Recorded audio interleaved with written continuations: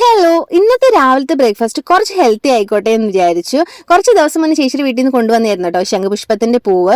എന്തേലും ഒന്ന് ഉണ്ടാക്കി കളയാം എന്ന് കരുതി. ഒരുപാട് ആന്റി ഓക്സിഡന്റ് ഉള്ളതും ബ്ലഡ് ഷുഗർ കൺട്രോൾ ചെയ്യാനും വെയിറ്റ് ലോസിനും സ്കിന്നും കെയർ ഹെൽത്തി ആയിട്ടിരിക്കാനും ഒക്കെ നല്ലതുപോലെ ഹെൽപ്പ് ചെയ്യുന്ന ഒരു ഫ്ലവർ ആട്ടോ ഈ ബട്ടർഫ്ലൈ പീ എന്ന് പറയുന്നത്.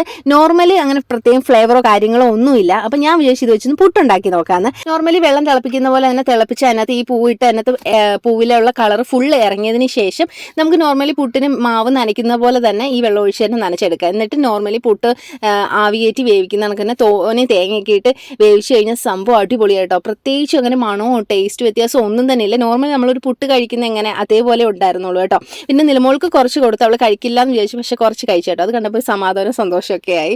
കാരണം ഇതൊക്കെ കഴിക്കുന്നത് നല്ലതാണല്ലോ, കുഞ്ഞുങ്ങൾക്കാണെങ്കിലും വലിയവർക്കാണെങ്കിലും. പിന്നെ ഇത് വെച്ച് ഞാനൊരു ബ്ലൂ ടീ ഉണ്ടാക്കിയിട്ടുണ്ടായിരുന്നു കേട്ടോ. നാരങ്ങ നീരൊക്കെ ഒഴിച്ച് നല്ല കളറൊക്കെ ചേഞ്ച് ആയിട്ട് അടിപൊളിയാണ് സംഭവം. അപ്പോൾ വീഡിയോ ഇത്രയേ ഉള്ളൂ. Tata bye bye.